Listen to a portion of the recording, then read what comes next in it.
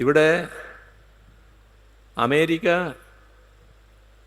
ഇറാൻ്റെ കയ്യിൽ വൻ ആയുധങ്ങളുണ്ട് എന്ന് പറയുമ്പോൾ ഇതേ ന്യായം പറഞ്ഞായിരുന്നല്ലോ നേരത്തെ ഇറാഖിന് നേരെ ആക്രമണം നടത്തിയിരുന്നത്. ഇറാഖിന് നേരെ ആക്രമണം നടത്തുമ്പോൾ സദ്ദാം ഹുസൈനെ ഒരു ഭീകരനായി ആദ്യമേ തന്നെ ചിത്രീകരിക്കാൻ അമേരിക്ക കഴിഞ്ഞു. ലോകത്താകെ ആളുകൾ ഭയപ്പാടിലായി. അല്ലെങ്കിൽ അത്തരമൊരു ഭയം സൃഷ്ടിക്കാൻ അമേരിക്കൻ സാമ്രാജ്യത്വം നേതൃത്വം കൊടുത്തുകൊണ്ട് ലോകത്താകെയുള്ള മാധ്യമങ്ങൾക്കായി. എന്തായിരുന്നു പറഞ്ഞത്? ഇറാഖിൻ്റെ കയ്യിൽ വൻ രാസായുധങ്ങളുണ്ട്,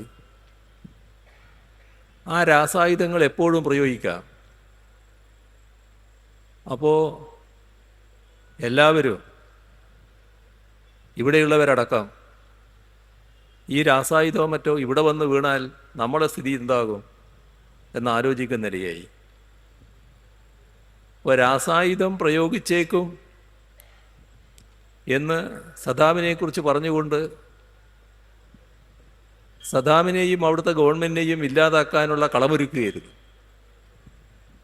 ആ സമയത്താണ് ഐക്യരാഷ്ട്രസഭയുടെ ഒരു വിദഗ്ധ സംഘം ഇറാഖ് സന്ദർശിച്ചത്. അവരെല്ലാ സ്ഥലങ്ങളും പരിശോധിച്ചു.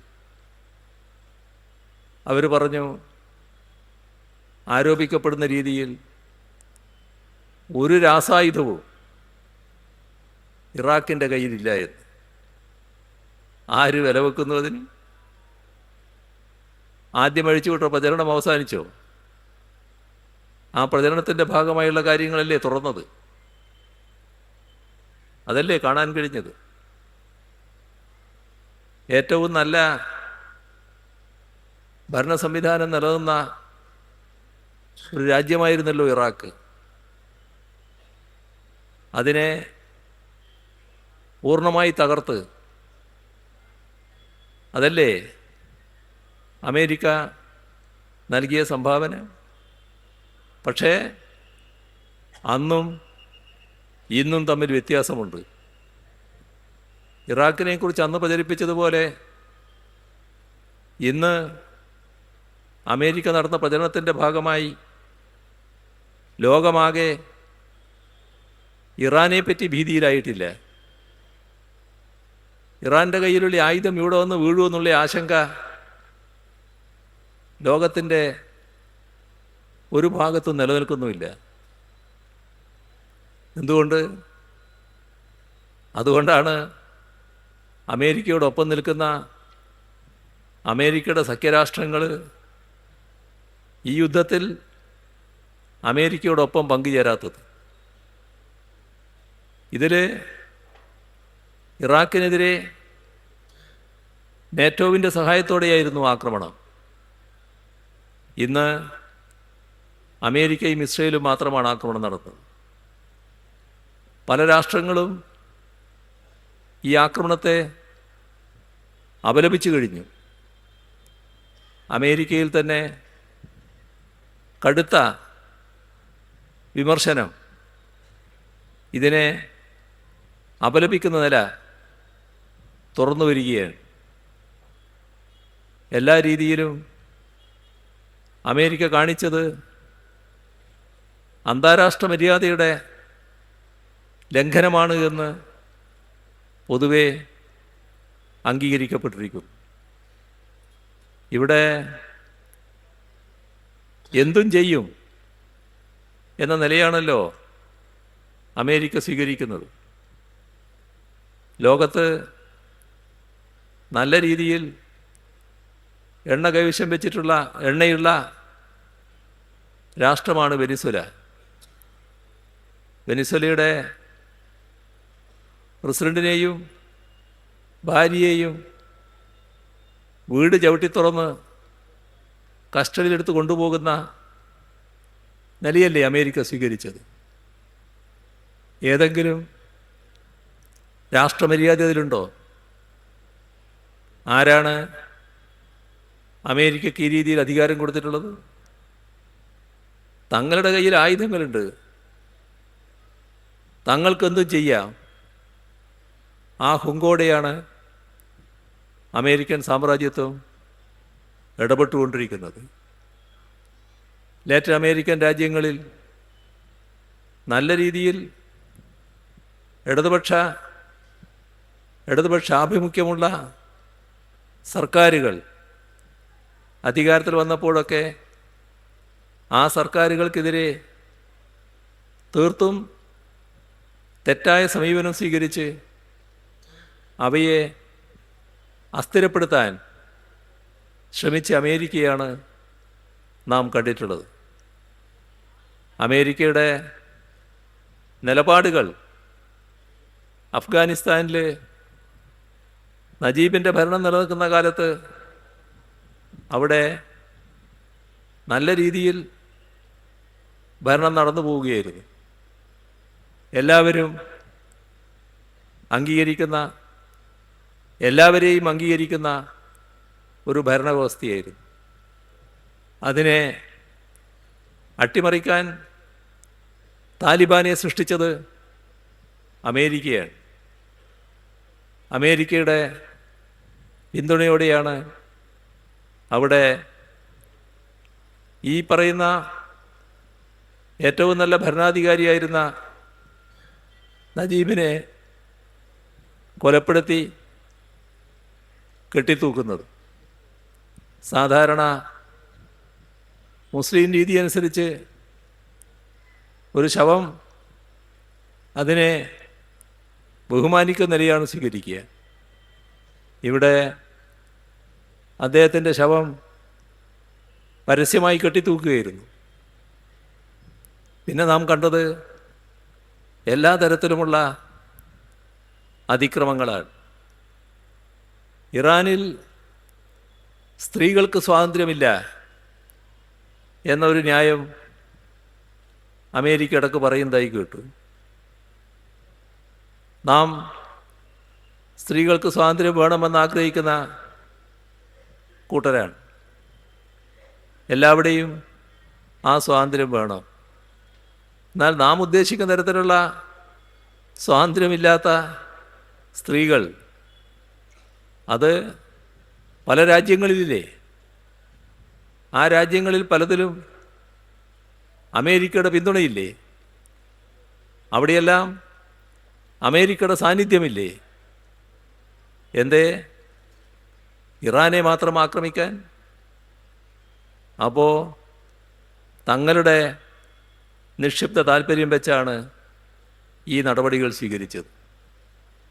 ഇവിടെ നാം കാണേണ്ട കാര്യം, അമേരിക്കൻ സാമ്രാജ്യത്വം ഇത്തരത്തിലുള്ള നെറികേടുകൾ കാണിക്കുമ്പോൾ നമ്മുടെ രാജ്യത്തിൻ്റെ സമീപനം എന്ത് എന്നുള്ളതാണ്. നമ്മുടെ രാജ്യം വളരെ സമ്പന്നമായ ചരിത്രമുള്ള ഒരു രാജ്യമാണ്. നാം ബ്രിട്ടീഷുകാർക്കെതിരെ പോരാടി സ്വാതന്ത്ര്യം നേടി. സ്വാതന്ത്ര്യാനന്തര ഇന്ത്യ പണ്ഡിറ്റ് ജവഹർലാൽ നെഹ്റുവിൻ്റെ നേതൃത്വത്തിലുള്ള സർക്കാർ, ആ സർക്കാർ അധികാരത്തിൽ വന്നപ്പോൾ ഇവിടെ സ്വീകരിച്ചൊരു നിലപാടുണ്ട്. അത് സാമ്രാജ്യത്തിനെതിരായ സമീപനമായിരുന്നു. ചേരിചേരാ നയം, അതിൻ്റെ സത്ത സാമ്രാജ്യത്വ വിരുദ്ധമായിരുന്നു. മൂന്നാം ലോക രാഷ്ട്രങ്ങളോടൊപ്പമായിരുന്നു. ലോകത്ത് നടക്കുന്ന എല്ലാ സാമ്രാജ്യത്വ വിരുദ്ധ പ്രക്ഷോഭങ്ങളെയും സമരങ്ങളെയും പിന്താങ്ങുന്ന നിലപാടായിരുന്നു സ്വീകരിച്ചിരുന്നത്. ഇവിടെ ആ പാരമ്പര്യം പിന്നീട് കോൺഗ്രസ് തന്നെ കളഞ്ഞു കുളിച്ചു എന്നുള്ളത് വേറൊരു കാര്യം. നരസിംഹറാവുവിൻ്റെ കാലം വന്നപ്പോൾ മാറ്റം വന്നു. ആ മാറ്റം അമേരിക്കയുമായി അടുക്കുന്നിടത്തേക്ക് എത്തി. ഇസ്രയേലിനെ അംഗീകരിക്കുന്നിടത്തേക്ക് എത്തി. അത് കഴിഞ്ഞ് BJPയുടെ കാലം വന്നപ്പോൾ കുറേ കൂടി തീവ്രമായി. ഇപ്പോൾ ലോകമാകെ ഇത്തരമൊരു ആക്രമണം കണ്ട് വിറങ്ങലിച്ച് നിൽക്കുമ്പോൾ ആ ആക്രമണത്തിന് നേതൃത്വം കൊടുക്കുന്ന നെതന്യാഹുവിനെ കെട്ടിപ്പിടിക്കുന്ന നരേന്ദ്രമോദിയാണ് നാം കാണുന്നത്. അവർ രണ്ടും ഇരട്ടപ്പറ്റ സഹോദരങ്ങളാണ്.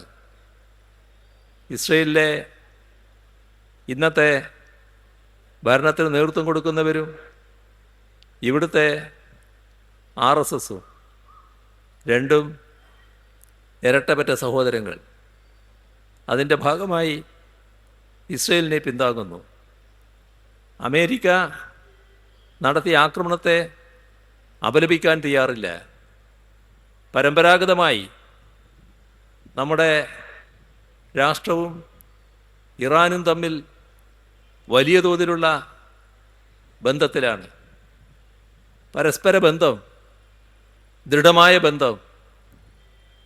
ആ ബന്ധമുള്ള രാഷ്ട്രത്തെ ഏകപക്ഷീയമായി ആക്രമിച്ചപ്പോൾ ആക്രമിക്കപ്പെട്ട രാഷ്ട്രത്തിനു വേണ്ടി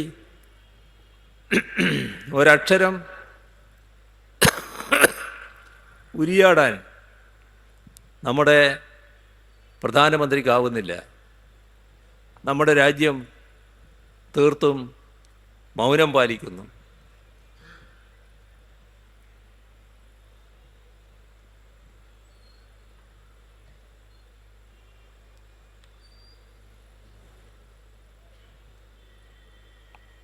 ഇത്